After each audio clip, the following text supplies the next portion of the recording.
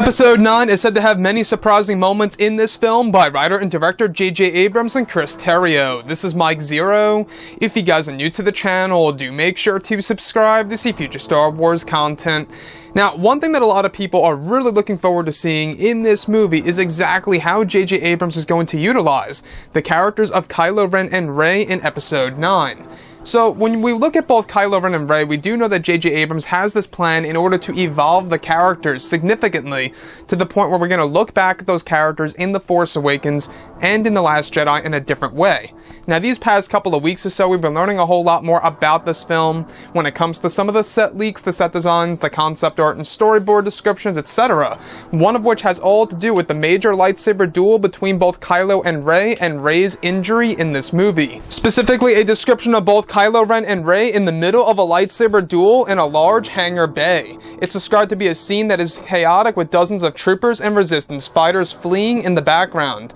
The next goes over a massive explosion occurring in the background, where it's described Rey suddenly stops fighting Kylo and falls on her knees. It's said that a piece of shrapnel shot into Rey's abdominal area, where she eventually falls on her back on the floor. The next goes over Kylo now kneeling down to Rey and picking her up toward the Falcon. The last goes over a bird's eye view of Kylo bandaging Rey up while she is unconscious. It's described that there is a blotch of blood on her uniform. So I want to go over a couple of parts about this and why it ties into a couple of sequences that we talked about a couple of weeks and months ago. So what's really intriguing is that there will be a sequence between both Kylo Ren and Rey on board of the Millennium Falcon, and this scene in particular, involving Rey's injury, definitely does transition into that sequence for sure. So this injury for Rey, it's nothing significant to the point of Luke Skywalker or Anakin Skywalker. This is a piece of shrapnel flying through the air and hitting Rey in her abdominal area by a huge explosion in the background in the hangar bay sequence when both Rey and Kylo Ren are fighting in the major lightsaber duel. So you could see a pattern here with Disney and Lucasfilm with the new era of Star Wars movies. I don't know about you guys, but it seems as though that Disney and Lucasfilm are trying their very hardest to really avoid any kind of dismemberments to any of the new characters like Kylo Ren, Rey, etc. You know, if you look at all of the other sequences that involved, dismemberment of limbs, they were all cut from The Force Awakens and in The Last Jedi. In The Force Awakens, Chewbacca rips off Unkar Plutt's arm. That was deleted. In The Last Jedi, Finn actually takes off Captain Phasma's hand. That was deleted.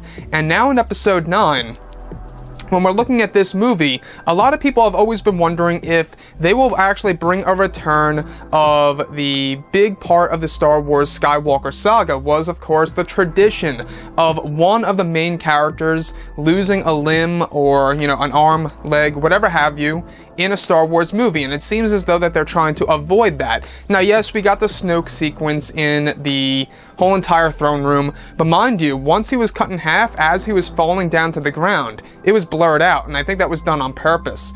So, when we look at this sequence in particular, this piece of shrapnel that hits Rey's abdominal area that causes her to fall on her knees and eventually her back onto the floor, where Kylo Ren eventually is kneeling down to her, this definitely does tie directly into the sequence that we actually went over, I would say about 2 months ago or so, where Kylo Ren was described to be very teary-eyed, kneeling over an injured Rey that was very unconscious, where he eventually lifts her up on board of the Millennium Falcon. Like I say, everything really seems to be connecting. All the dots are starting to connect here when it comes to all of the different sequences involving both Kylo Ren and Rey. Now, the only thing that I do hope is that we do get some kind of dismemberment in this movie. Is it very important in a Star Wars film? Not necessarily. Is it a tradition? Absolutely. If you look at the prequels, the originals, and so on and so forth, you see a lot of those examples being made in Star Wars films. I mean, even in Rogue One, A Star Wars Story, we didn't even get to see Darth Vader, lop off any limbs of the Resistance, or should I say the Rebellion fighters. You know, we got a couple of slashes here and there, and that was it. So, going into episode 9, guys, I gotta say, I'm really looking forward to this lightsaber duel between both Kylo Ren and Rey that is set to go through different environments, from a tunnel system to cliffs to a hangar base sequence. It just sounds amazing, and it sounds as though that JJ is trying his very hardest in order to really make this duel on par with the one where we had Anakin going up against Obi-Wan in episode 3, Revenge of the Sith. Now, we also know that they have a plan to remix Duel of the Fates for one of the lightsaber duels in episode 9, either the one in the second or the third act of this movie. We're not quite sure how long it's really going to be by John Williams. It might just be a little snippet, something similar to what we got with Darth Maul in Solo: A Star Wars Story. So that's another thing to really look forward to seeing in episode 9, absolutely. Anyways, guys, drop a comment below. Let me know what you think about all of this in the comments. And if you guys did enjoy the content for today, do make sure to drop a thumbs up on this video to support the channel. I thank you all so very much for the kind support, and I'll catch you guys next time.